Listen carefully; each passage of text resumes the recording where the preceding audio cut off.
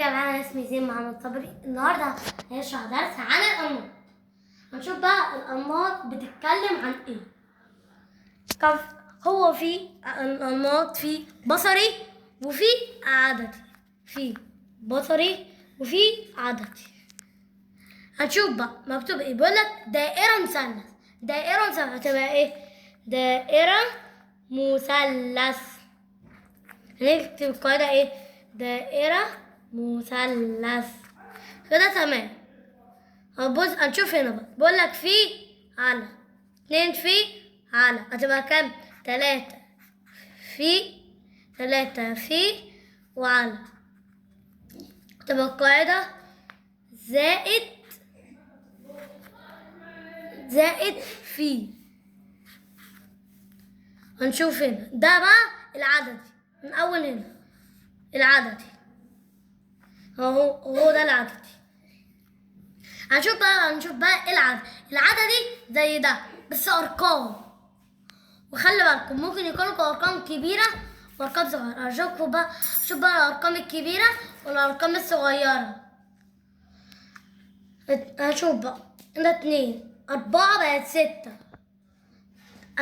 6 8 6 كام؟ 7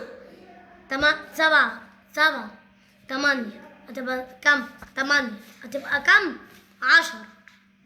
بعدها بقى القاعدة زائد كام؟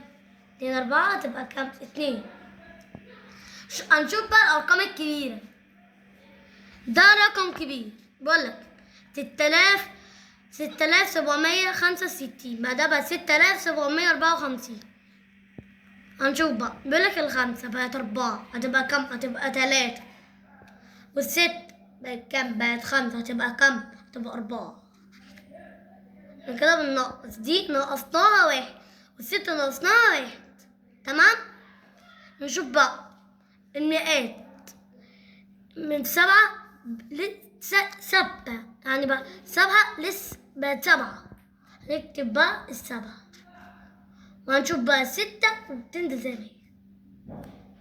نفس الكلام هنا. 3 هتبقى كام؟ هتبقى 2.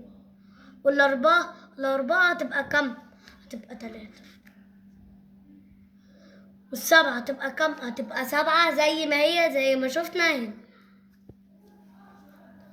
هنشوف بقى الستة هنا ثابتة. أيوة هي كانت ثابتة، هننزلها زي ما هي. هنشوف بقى آخر 2. بيقولك 190 80. كده بننقص كام؟ بننقص 10. كده بننقص كام؟ بننقص 10.